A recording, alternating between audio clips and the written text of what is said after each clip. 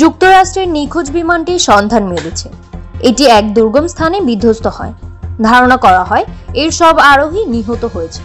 আলাস্কায় মার্কিন কোস্টগার্ড শুক্রবার ছোট বিমানটির ধ্বংসাবশেষ খুঁজে পায়।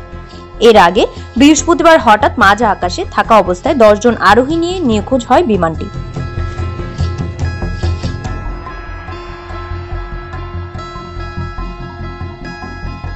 সন্ধান পেয়ে কোস্টগার্ড দুর্ঘটনাস্থলে উদ্ধার অভিযান চালাচ্ছে।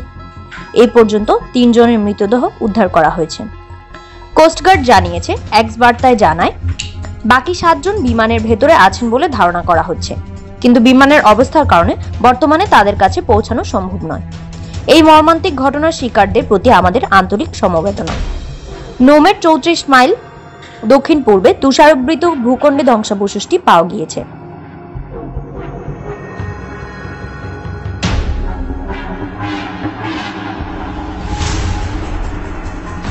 বিমানটির কিছু অংশ তুষারাবৃত হয়ে গেছে।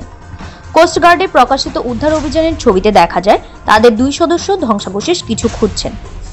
বৃহস্পতিবার স্থানীয় সময় বিকেল 4টার দিকে উনলাকলিট থেকে যাত্রা শুরু করে সেসনা 208B গ্র্যান্ড ক্যারাভান বিমানটি। এতে একজন পাইলট এবং 9 জন যাত্রী ছিলেন। আলাস্কা স্টেট ট্রুপার্সের ওয়েবসাইটে পোস্ট করা এক বার্তায় বিমানটির নিখোঁজ হওয়ার খবর পাওয়া গিয়েছিল। বেরিং সাগরের অংশ নর্টন সাউন্ডের বরফ জমা পানির উপর দিয়ে বিমানটি যাচ্ছিল।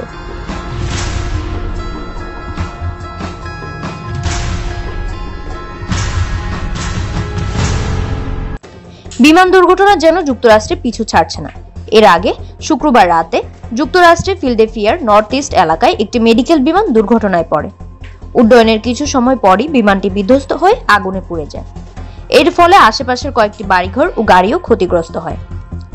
তার আগে গত 29 জানুয়ারি ওয়াশিংটন ডিসিতে একটি আমেরিকান এয়ারলাইন্স জেট ও একটি সেনাবাহিনীর হেলিকপ্টারের মধ্যে সংঘর্ষ হয়।